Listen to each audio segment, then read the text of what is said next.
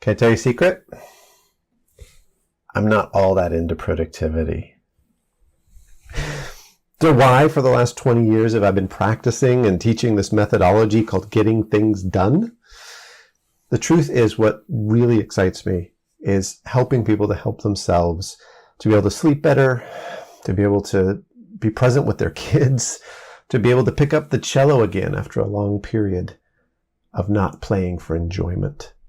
And that's not to say that I don't really celebrate with my clients when they get the big promotion or when they get feedback from their colleagues that they're becoming better leaders.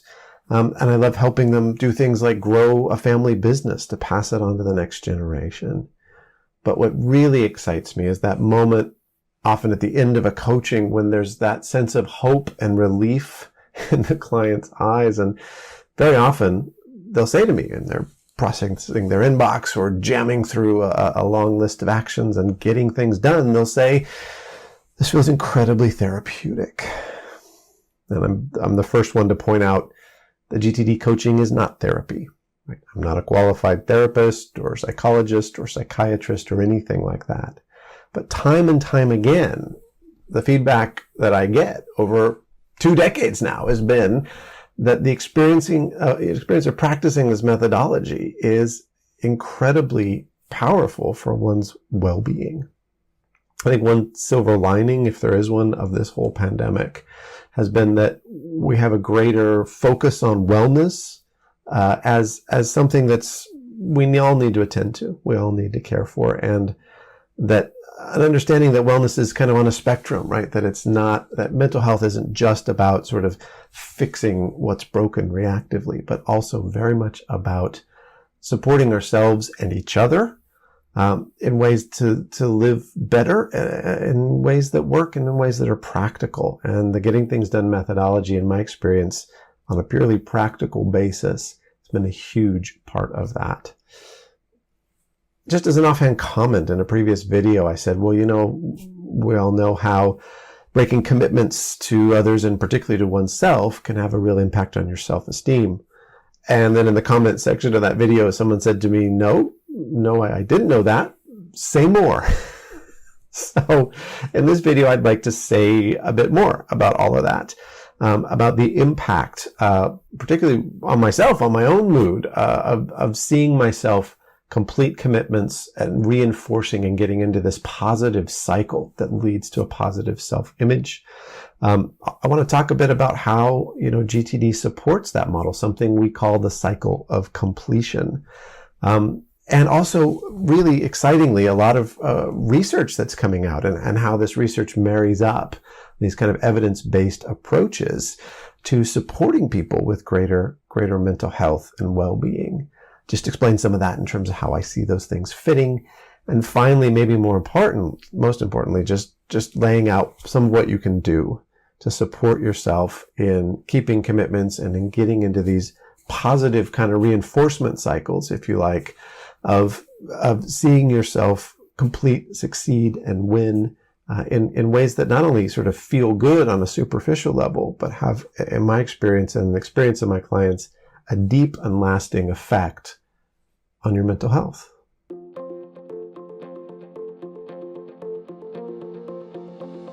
So it's probably not news to you that energy that we experience and have to do our work and live our lives doesn't just come from the food you eat and the air you breathe, right? Biologically, maybe yes, but psychologically, no way. Motivation has a huge impact on what we can get done. And not only that, the results we get, how we focus, how well we focus, what we achieve, and also how we feel about that along the way.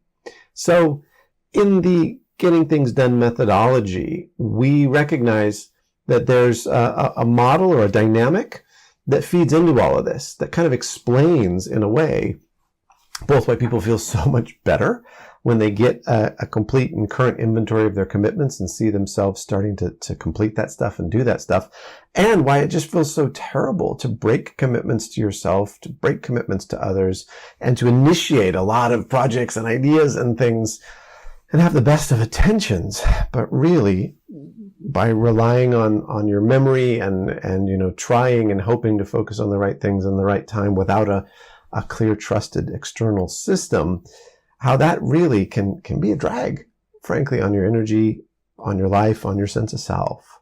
We call this the cycle of completion.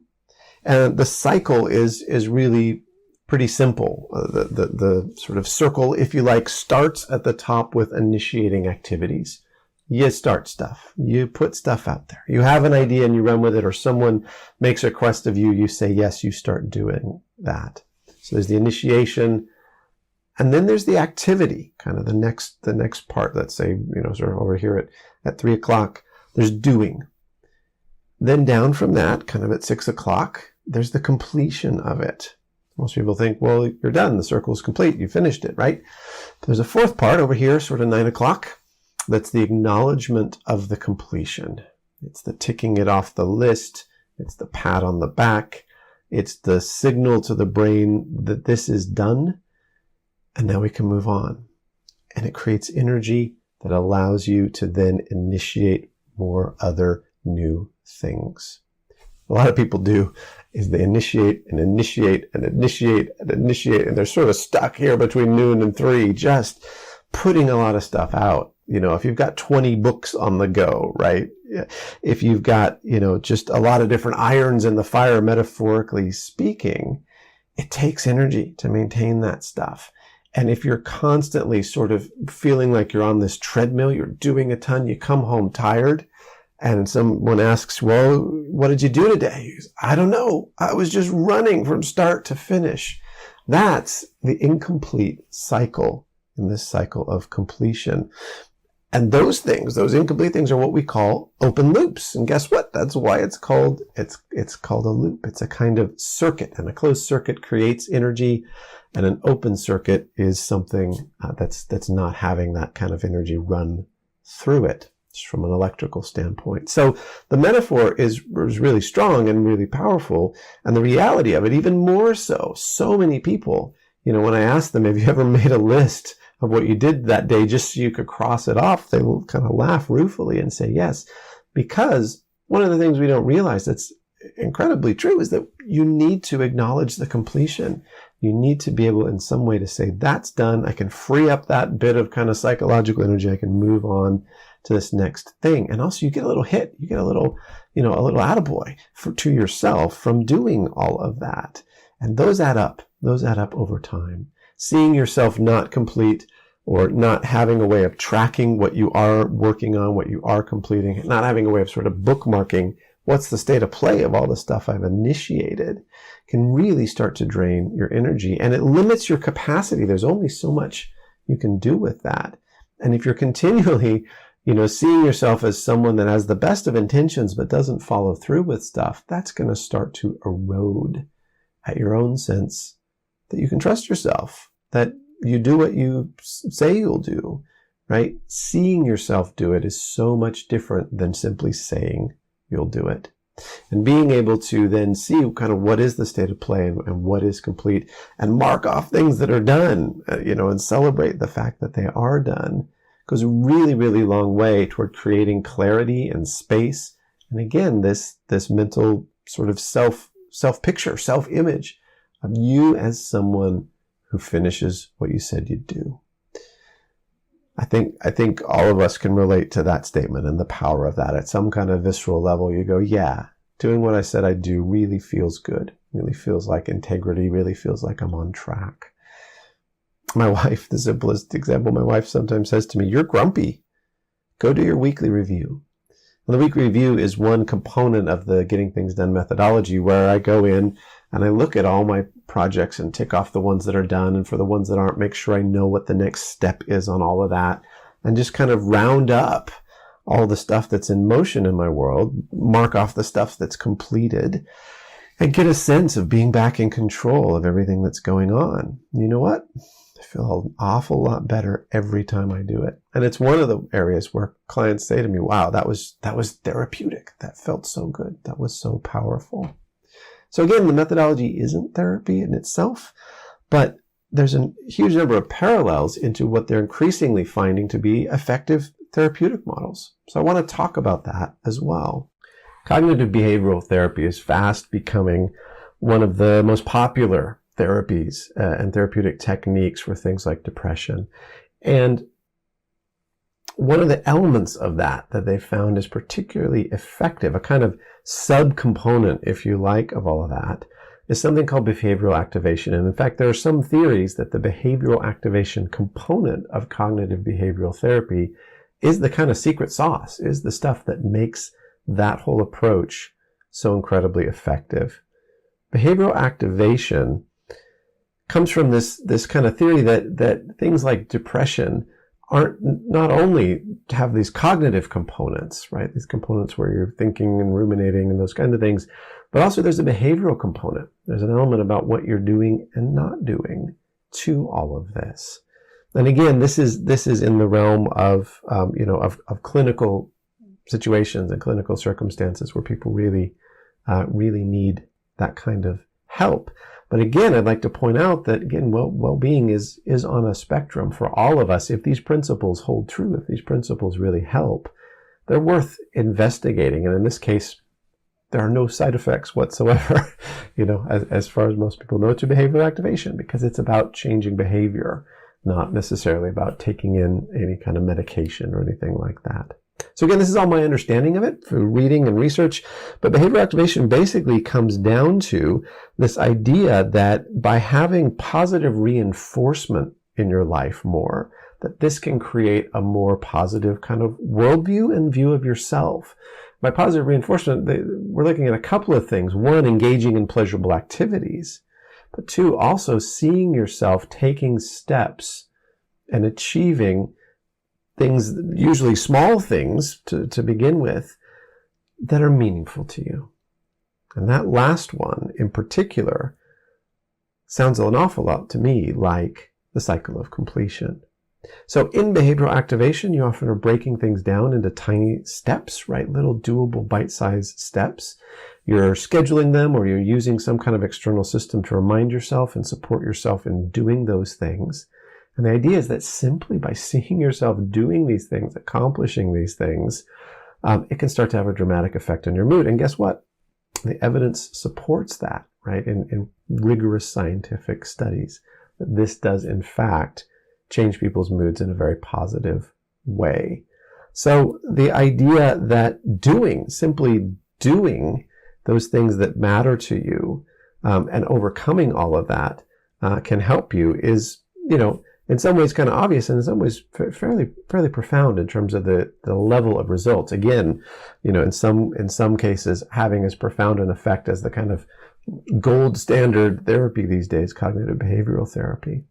And of course, there's a real caveat with all of this, that if you go and set out even, small manageable goals and don't accomplish those and don't see yourself doing those, that's a real potential pitfall of this particular approach. And so breaking it down, making it small, committing to it, and getting external systems to support you, including friends and family members to support you, check in with you, make sure you're doing it, are all key components of behavioral activation. In the Getting Things Done methodology, we present a fairly comprehensive system, in fact, a completely comprehensive system for keeping track of your commitments, supporting yourself with appropriate reminders, and basically helping you to make sure you get done what you said you'd do. So it's seemingly simple, but it's incredibly profound. And anyone who's had the experience of repeatedly knowing that they're focused on the right things at the right time will know exactly what I mean when I say that the parallel is spooky, I would say, between this highly effective emergent therapy and this Getting Things Done methodology. So as you can probably tell, I'm super excited about the ways in which evidence-based research and application of that research to the psychological community is showing the ways in which that something that we've seen for a very long time in GTD can help people's mental health, which is just seeing yourself accomplish and complete things in ways that are measurable and meaningful. All that said, the Getting Things Done methodology is not any kind of substitute for therapeutic intervention. If you are struggling in ways that you think may indicate that you have a problem with your mental health, you need to talk to your doctor. And again, all these views about behavioral activation and these different approaches is just my understanding and my take, married with and coupled up with literally decades of anecdotal evidence that this kind of thing really does change people's lives. So on that note, what can you do if you take on board this idea that indeed keeping your commitments isn't just a nice thing to have, it's actually really, really important to your sense of well-being, your sense of self-esteem, and indeed potentially your mental health. There's 3 things you can do, I think, right away. Anyone can do, whether or not you're practicing the Getting Things Done methodology, and those are to keep your commitments, to keep your commitments, and to keep your commitments. Let me explain. The first thing to do is to start writing things down. You can't keep commitments that you verbalize or send off to someone an email, yeah, I'll do that, I'll get that over to you next week, etc., very easily or effectively if you're trying to track all that in your head. So what I recommend, and I'll maybe talk about this in another video, is what I call the commitment filter, right? This constant running, little program in your head basically that says, did I commit to something? And if so, did I write it down so I have a chance of being able to follow through on that, again, without having to keep everything up in my head. So keep your commitments by writing it down. Number 2, keep your commitments in relation to your calendar. The calendar is the first sort of trusted system that most people realize they need, because there aren't 365 times 24 hours a day slots in your head to keep track of everything that's going on. But as a result, people often overuse and even abuse their calendar by putting a bunch of want-to stuff on there, overrunning that, and what do you feel? Guilty. You feel guilty about something that you kind of made up in the first place as a commitment. So only put those really serious commitments into the calendar, and if it is in the calendar, do it. You can't afford not to really anymore in relation to your self-image and your well-being. It just costs too much to make up a bunch of stuff in the calendar, overrun it, and feel bad about it. So you don't need to do that anymore. Put the hard stuff into the calendar, the real stuff into the calendar. Start creating lists for the want-tos. So keep your commitments on the calendar. And the third thing is keep your commitments by making sure that if you're taking on commitments that you later realize aren't appropriate to your job role, to your life, whatever, don't really feel like doing it anymore, and it wasn't that big a deal to begin with, etc., renegotiate those commitments. Renegotiate early, renegotiate often. Make sure the other people involved know, hey, you know what, I said I'd do this, and here's the kind of circumstances of what's going on. Let me explain. I need to hand this over to someone else. I need to, I need to drop this one or relegate it to later, etc. So keep your commitments by renegotiating those commitments before you end up hitting the deadline and breaking the commitment with yourself. So hopefully that's helpful. It may seem simple and straightforward, but for me, it's had a huge impact on my sense of self as someone that does what I said I'll do. That has that going. Not as a hope, as a desire, not as an internal image that doesn't match an external reality, but as a truth for me, right? That if I say I'm going to do it, I'm going to do it, or I'm going to renegotiate it. And I know that because I have an external system, a trusted GTD system that lets me run all of that with minimal amounts of stress and a maximum sense that I'm focused on the right things at the right time. All right. I'm going to go big here. It's a big statement, but I believe in it. The Getting Things Done methodology is one of the most profoundly therapeutic interventions I know of that isn't actually a therapeutic intervention. By that, I mean I've seen little else that's had such a profound impact on my life and on the lives of my clients in terms of feeling empowered, in terms of feeling on top of one's life instead of sort of buried under it. Right? And having life get on top of you.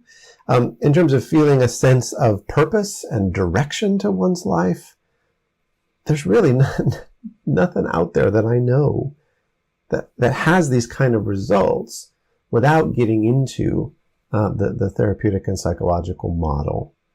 So if this has been at all useful, I would recommend that you start to take your commitments more seriously.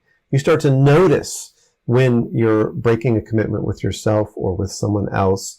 And more importantly, you start to notice when you've completed things. When you give yourself that little bit of a positive boost of realizing I'm making meaningful progress here. making progress on things that matter to me, next action by next action, and bit by bit. It's a good feeling, but more importantly, it's a great way to live. So my hope for you is that you'll want to adopt even a little bit more of this and find the benefit and find the relief and the hope that, again, I see in so many clients' eyes, coaching session after coaching session. And of course, we're here to help. If any of this is something that you'd like further help with, or to explore coaching or seminars for your organizations, where we can impact a lot of lives at once by helping people understand this methodology and apply it in groups, we're here. Go to next-action.co.uk. Be sure to hit subscribe. If you hit that little bell as well, you'll get notified when we put out new videos like this one.